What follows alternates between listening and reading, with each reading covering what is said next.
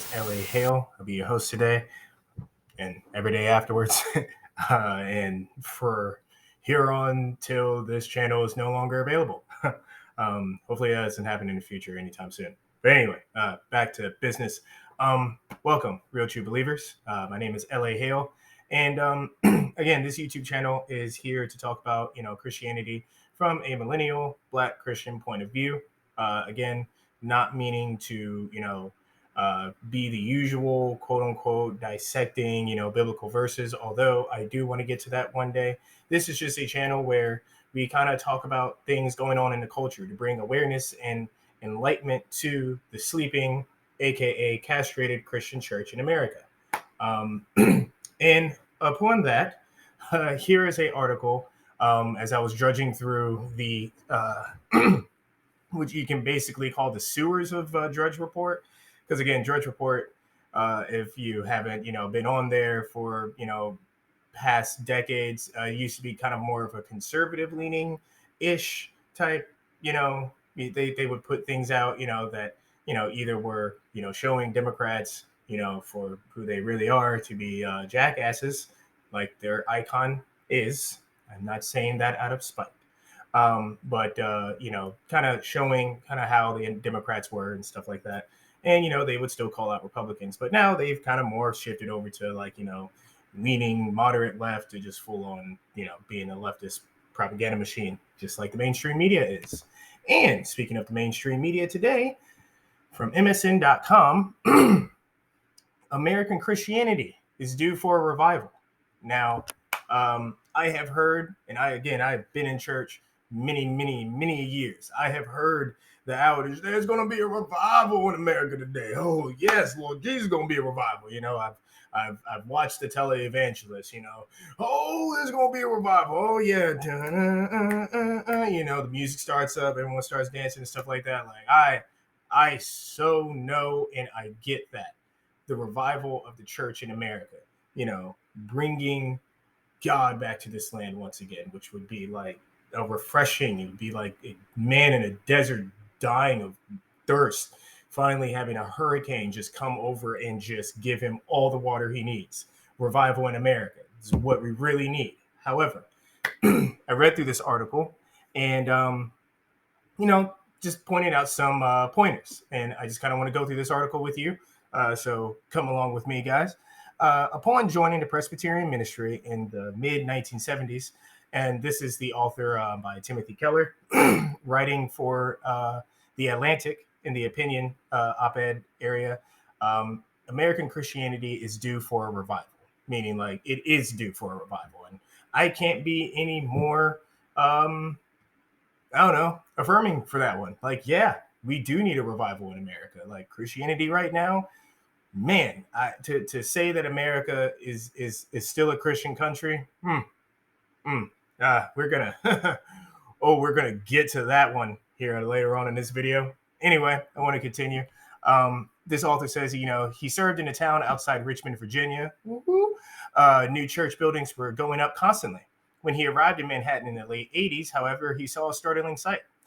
They were on the corner 6th Avenue and West 20th Street was a beautiful Gothic revival brownstone built in 1844 that had once been the Episcopal Church of the Holy Communion. Now, it was the limelight, an epicenter of the downtown club scene. Thousands of people at night showed up for drugs, sex, and the possibility of close encounters with the famous of the cultural avant-garde. It was a vivid symbol of culture that had rejected Christianity. And again, that is very poignant, and again, I have seen that. Again, I wasn't, around in the 80s, but I can see that just from my own generation, from the 90s to the early 2000s to now, and just how Christianity is just kind of like slowly fading. Every now and again, we get like our peaks, or up, Jesus is back in the, in the news, type deal. Either through like a movie in 2005, Mel Gibson with The Passion of the Christ, which is a phenomenal movie. Please don't believe all the moronic conspiracy theories about the movie. Like, the Mel Gibson, I believe Caviezel was the actor's name who portrayed Jesus. I get him mixed up with Henry Cavill for some reason, and I don't know why. But I know I think it's Jim Caviezel, I believe, played Jesus in Passion of the Christ and did an amazing job. He is not an actor who is a Christian. He is a Christian who is an actor, and I can respect him a lot more because of that. And I wish more people who were in areas of society like sports, whether it be basketball, football, what have you, or in music industry, especially in Hollywood, the cesspool of Satan's arse. Um, it would be great to have more people stand up and being like, I'm a Christian first and then occupation second, to be like, I believe in this. And I think you can still be a Christian that is able to be around people and talk to people and converse with people in a friendly way. I still believe that is possible. I am one of yours truly. Again, just calling it as it is, but Christianity in America has really been on a decline, and this article is going on saying that. This author continues. He began to notice repurposed church buildings all over the city. They were now condominiums, gym, art galleries, coffee shops, pubs, and clubs, a trend that continued as my time in the city went on. In 2014, the New York Archdiocese of the Catholic Church announced that it was closing dozens of empty church buildings, and hundreds of Protestant congregations faced dwindling membership and were unable to maintain their church homes. In moving to New York City, I had entered a different world than the one I'd known in Virginia. Here, society was secularizing. Religion in general and Christianity in particular were in sharp decline. In 1989, my family and I started Redeemer, a new church in Manhattan. We faced cultural attitudes towards Christianity that ran from deep indifference to mockery to shouting out loud hostility. Meanwhile, in the middle of the country, churches continued to multiply and some grew to enormous sizes. And this author, continues to go on and how, just, the fate of the church and how, important if the church went away, how many people, really wouldn't think that's important. But it very much is, again, I believe if Christians had stayed in society, had we, and really from the beginning, I don't know where this trend happened, where it started, that for some odd reason, Christians, we need to create our own little bubble outside of society and stay there. I feel like if you read through the Bible, I remember reading through in like Isaiah with, Elijah, the guy that got caught up in the chariot and everything like that. Jeremiah, you know, uh, uh, Ezekiel. These were people that were talking about a time their country, Israel, just kind of falling away and how society was just getting worse and worse. And they were warning people, hey, God is mad at us. Okay. He is preparing judgment. Like we need to wake up because, things were just going on in Israel at that time. And again, it was societal changes. It wasn't just, you know, some sort of church event or church movement. No, this was parading and going in through society, them sacrificing their sons and daughters to other gods. Like that began in society and it started seeping throughout all the land into different cities because for one, people weren't saying and standing up and doing anything. I think you have too many Christians that are in these jobs and are around people that are talking about, oh yes, so like, my little boy, he's trans. Oh my goodness, Cindy, what did you do? What did you tell him? Or what did you tell her? Like, and you don't have a Christian kind of that they can turn to and be like, so like, what do you think about it? Huh? And be like, hey, I feel for that child, who's going through this, troubling time in their life. Gender dysphoria is a thing. However, I don't think, going full blown, transing them fully, would be the best, thing. It's really because, God loves them. God made them a boy or God made them a girl. And, God would want them to continue on to be that, even though there might be challenges through their lives in handling that, especially if they suffer from gender dysphoria or, any other thing along that spectrum of LGBTQRSTUV, again, I think there should be many more Christians standing up in workplaces, in places, and speaking their piece, making their case, speaking their cause, regardless of the consequences. Because again, look at the other side, look at the secular world.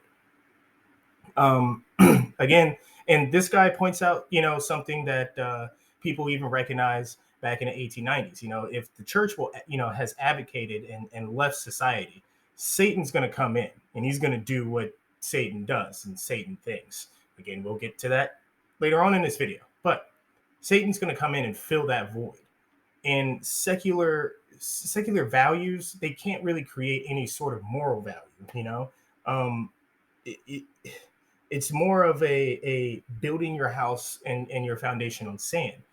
Secular, a secular society, a society that's fully wholly secular, that has no real moral grounds or foundations or any sort of moral beliefs. It really can't keep and cultivate itself, because it's really do what you want for everybody. Everyone can just do what they want. There is no sense of, I understand there's this new trend, or not a new trend, but there's this trend of like loving anarchy. And I just want to let people know, hello, anarchy. There are no rules. No one gets to say so. If you're robbed, there's no one to go to. There are no tribunals. And even if there are some tribunals or some places that are like, oh, we're going to maintain law here, be careful on whoever is wielding the power over that group, because they might have rules that you don't agree with. But hey, you're a part of them, so you're either forced to live by them or what have you. But like, anarchy is never a good thing. And right now, we're looking in our society where it's just seems like, just mob rule. If you got a problem, you can just go and, burn down some buildings. Again, 2020. Amazing, amazing. Again, and this author goes and cites, two secular theorists, including Emily Durkheim and Jonathan Hadd, show how religion makes contributions to society that cannot be readily supplied by other sources. Cultural unity, Durkheim argued in the 1890s, requires a conscious collective, a set of shared moral norms that bind us together in a sustained way. These norms are understood to be grounded in something sacred and transcendent, not created by culture. Durkheim recognized the difficulties secular cultures have in cultivating moral beliefs that are strong and unquestionable enough to unite people. And again, when you have a decline of Christianity in America, um, you will get what we have here in America today. Again, this author wants to go and say, as he continues to go on, and he starts asking, so like, what can be done? What can be done to bring and grow Christianity back in America? And he starts talking about, well, we need to get back into fighting, for righteousness and justice, and bringing those two together. Those two things, righteousness, of course, Jesus Christ, and justice, righteousness with our relationship with God, justice, our relationship to mankind. And he starts, kind of explaining. Again, this is a author from the Atlantic, so I don't know how, theologically grounded he is. I'm just kind of taking what he said in this article and going along with it. But I say I don't really pertain to any sort of denomination, neither Catholic, this, that, or third. I'm just a Christian. Again, I would say I would still fall, if you wanted to categorize me, an evangelical. And he says here in this article, evangelicalism stresses righteousness and traditional values, but many congregations are indifferent or even hostile toward work against injustice. And I find that a little bit hard to believe. I don't think they're hostile towards it. Their view of injustice is probably what maybe this guy, would, or not just this author, but what many of us might call wokeism. The bleeding, the the turning of good and evil, to where evil is now becoming good and good's now becoming evil. That is what's in the woke sphere. Girls can be boys and boys can be girls. And I think many evangelical churches are against that and are trying to, and are fighting against that, especially fighting against it in their communities, but also even in the schools that their children are going to. Unfortunately, public schools. And if you are a Christian and you do have your children in public school, you should get them out. I don't think I don't think public schools anymore are going to ever be good for a Christian to go to and want to maintain their faith, I think you'll be hard pressed to like give it up. Again, not saying you should do it or not do it. I just don't think sending your kids to public school is a good thing. It's more indoctrination than it is education. Again, um, in this article, the author starts, talking about how black churches, that's their thing that they kind of stand on, which is like the whole. If I can find it in here, the black church, used to stand for justice and righteousness as well, and so he talks about how black American pastors use this terminology, in the black church. And so then that got me thinking, well, black churches, yeah, I love, everyone knows, the choir in the background, the dancing choir, clapping, all that stuff. I've been to black churches before. But I also know that, black churches largely support Democrats. And the Democrats, mind you, are the ones that are pushing policies that are kicking Christianity out of society. Like, for all you black Christians out there, and when you go to the polls and you're over there like, Sheila, what, you ain't voting for that Republican, ain't you? Nah, girl, I'm gonna vote me Democrat. For all you that do that, and then you go to church on Sunday and you're like, oh yeah, thank you, Jesus. Just know this: the Democrats are pushing policies that are anti-Christian, that are anti-Jesus, anti-God. Call it what you want. I mean, they are pushing for abortion. They are pushing for Planned Parenthood. They are pushing for transing your kids. These are the things that the Democratic Party, especially this administration, wanted to do, and they are doing it whole cloth with little to no opposition, especially from the church, especially from the black church, because the black church seems to be in bed with the Democrats. And if you don't believe me, let us go to here. This is Pew Research. Across religious groups, large majority of black Americans prefer the Democratic Party to the GOP. How much, you say? 84%. 84% of black Americans, majority of these, attend, well, unfortunately, for the Republican Party, the ones who vote Republican, 73% of them, attend church at least regularly, at least weekly.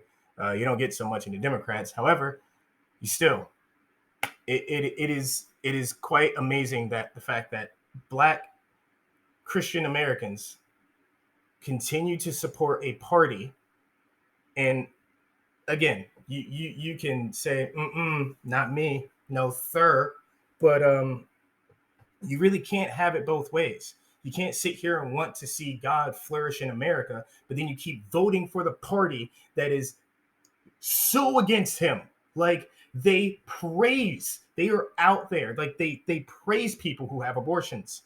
You need to understand this, black Christians. Like, and again, this is something I have seen through my life, and it has always bugged me. It has always annoyed me, the fact that you can have these people that I know they're in the church, they love Jesus, but man, when it comes to voting and who they support a party that wants to kick God out of schools. They want to kick God out of society, won't dare let God ever, won't let a Ten Commandments, statue monument be anywhere in society. How dare you? But throw up the rainbow flag on the nation's capital. Oh, let's do it. Light up the White House in the rainbow flag colors. Yes, let's do it. You slay it, queen. Please, for you black Christians out there, stop voting for the party that hates you. Like, I tell this to my family all the time, and I swear they don't listen, but it's just like, you're shooting yourself in the foot repeatedly every single time. And again, it is very, very, again, you can go, it's Pew Research, just, Black Protestants in white or other race churches are more likely to identify as Republican. versus the blacks that go to majority black church. Most of those blacks that do go to a majority black church and who identify as Christian, majority of them vote Democrat. Which, why? Why?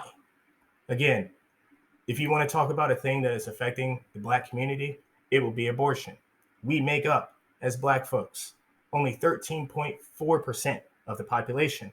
However, in 2018, our population of 13.4% has 33.6% of the total of abortions that were black in the year 2018.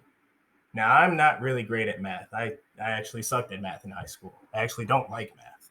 Can't stand geometry, don't like algebra. You don't need to mix numbers and letters in math. Just don't. You just lost me. Anyway, regardless, I can still tell that is shocking. The fact that we make up 13.4% of the population, and yet in 2018, black children equated to be up to 33.6% of abortions in that year. Again, folks, if you're a black person, I understand, you've bought into a lie and you've been believing a lie for a long time that the Democratic Party cares about your concerns, cares about your struggles in America, and wants to help you. And you have been duped, you have been lied to, you have been tricked, you have been betrayed by even people who look like you, who are black, just like you. And many of them you might even see in church. But they've been bought into the same lie as well, that the Democratic Party is there to help you. Folks, at least on a Republican Party, we still pray. I used to be a part of a Republican group here in my local town. Before every meeting, we at least prayed. We prayed. We invoked the name of Jesus. We actually said the name of Jesus, all right? And no, it wasn't rainbow Jesus. It wasn't black Jesus. It wasn't white Jesus. It was Hebrew, Jewish Jesus, of the Bible. We were able to invoke his name. This is in Republican settings. At least the Republican Party, for now, is still holding true to Christian values. So again, I beg of you, please just wake up. Wake up. You can look this stuff up yourself. I have a little bit to get to you because, again, Black Americans, when you continue to always support the Democratic Party, they can run roughshod and do what they want. And again, you get stuff like this, which you might think, it's just Hollywood. No one cares. Hollywood has always been changing culture, and it's been changing culture since it's been around, especially here in America. And Sam Smith, if you don't know, he was the guy who did Stay With Me and all that stuff, and he recently, did another video where he's not going to be nice, which I'm not even going to go over that video. It's just who wants to see that? I don't know, and I don't know why it seems like you're so cool to have a bunch of men dancing. Anyway, Sam Smith and this other person who is called Kim Petras, but I believe Kim Petras is a dude and not a she, but he is transgender, obviously. So Sam Smith, in this article, is on Variety. Sorry. Sam Smith, Kim Petras bring Satan cages and whips to Grammys in fiery, unholy performance. Hold on. I didn't even say that right. Hold on. Sorry, this is Variety. This is Hollywood. I need to say it like Hollywood people would. I'm going to do my best and to do an impression, what have you, of Hollywood. So all of this, what I'm about to do, is just the personification of what I think Hollywood embodies fully. All right, so just stay with me, folks. Sam Smith and Kim Petras bring Satan, cages, and whips to Grammys in fiery, unholy performance. Oh my goodness. What are we going to get into today, guys? Let's see. So Sam Smith just outdid their recent Saturday Night Live performance with unholy collaborator Kim Petras in a horror movie inspired performance of a smash hit. Oh my goodness. So, Smith started the song in red leather, surrounded by a fleet of dancers that invoked Samra from the ring before cutting to patrons dancing in a cage, flanked by dominatrices wearing satanic headgear. Smith also donned a satanic top hat as huge flames heated up the stage. Anyway, folks, you get the picture. It's I know I kind of overdid that one a little bit, but not gay. Just know how to really do the lifts really well. I don't know. I should have been an actor, maybe. I don't know. But we'll just slide past all that. Um, you know, this whole article is just kind of going through, I guess, what they did. And again, you can see a dude. It's just out and out about it. Again, you leave society, this becomes the norm. This becomes, and again, I know we're talking about Hollywood and the music industry, and I know it's just like the norm, dude. They've been messed up since like the 20s. I get that. If Christians again could just wake up and just see what is happening. I mean, again, you have oh, here we go. So when asked about the fiery performance backstage, Petra said it was inspired by not feeling accepted by religion. So she/he used to be a he, now is a she, said, I think a lot of people honestly have like kind of labeled what I stand for, and what Sam stands for is religiously not cool. And I personally grew up wondering about religion and wanting to be a part of it, but it just slowly realizing it didn't want me to be a part of it. She said. So it's like a take on like not being able to choose religion and not being able to live the way that people might want you to live. Because as a trans person, I'm already kind of not wanted in religion. So we're like doing a take on that. And I was kind of like a hellkeeper. Anyway, so again, when Christianity leaves society, you get crap like this. And again, I am just evoking a caricature, kind of like Dylan Mulvaney portraying a caricature of a woman. So, uh, just going out there on a limb, I kind of need to make my videos a little bit more funnier, and I would like to make my videos a little bit more funnier. I'm good at doing voices, so that's just one of the many that I can do. But again, you see where Christianity, when we leave society, and what happens, in just how you get things like this, Christianity on the decline. And again, you can look up this information. I want to continue to evolve these videos and make them better. But yeah, just a whole cavalcade of just what is going on in America. Just seems like we're all floating along on a basket with a bright rainbow bow tied on top. And it just I keep wondering what my team's going to do. I'll say this: I'm like a Steelers fan. I am a Steelers fan, and it's like when are we going to get back to the Super Bowl? Like I know Big Ben's gone, but like man, we knew that for a while. We should at least been building up. Kind of want to be back there again. Where's Steel Curtain at? That's all I'm saying. Where's the Steel Curtain? Just bring it back. That's all I'm asking for. Just hard-hitting football. Anyway, I might make a video. Well, I'm totally going to make a video about the Super Bowl, but I might make a video just about Steelers, just because that's my team. Blitzburg, always. Yinsburg. I'm not even from Pittsburgh, but still, I know it's called Yinsburg. I know they say Yins up there instead of y'all down here. But anyway, I hope y'all and Yins have a good day, my fellow believers. Take care. Throw a like and the like button. Hit the like button. Subscribe if you want to see more videos. And I will catch you guys on the other side.